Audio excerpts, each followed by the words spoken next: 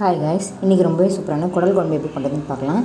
அதுக்கு ஒரு குக்கரில் இந்த மாதிரி சுத்தம் பண்ணி வச்சு குடல், அதுக்கப்புறம் 2 ஸ்பூன் இஞ்சி பூண்டு பேஸ்ட்டு, 2 தக்காளி, 2 வெங்காயம், 2 பச்சை மிளகா எல்லாத்தையும் இந்த மாதிரி ஆட் பண்ணிவிட்டு 1.5 ஸ்பூன் மிளகாத்தூள், அப்புறம் 1 ஸ்பூன் கரம் மசாலா தூள், 1 ஸ்பூன் மஞ்சள் தூள், அப்புறம் கொஞ்சமாக மட்டன் மசாலா, உப்பு, 1.5 டம்ளர் தண்ணி எல்லாம் சேர்த்து குக்கரில் ஒரு 10 விசில் கட்ட நம்ம விட்டுக்கலாம். இந்த டைமில் நம்ம கொஞ்சமாக தேங்காய், மிளகு, ஜீரகம், சோம்பு, கசகசா எல்லாத்தையும் போட்டு இந்த மாதிரி அரைச்சி வச்சு இப்போது நம்ம வேக வச்சுருந்த இந்த குடலும் ரெடியாக இருக்கும்.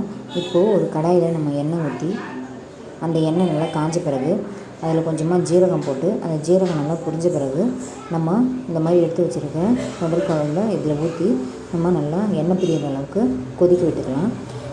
இது மாதிரி பண்ணும்போது இட்லி தோசைக்கு சாப்பிட்றதுக்கு, சாப்பாடில் ஊற்றி சாப்பிட்றதுக்கு ரொம்ப சூப்பராக இருக்கும்.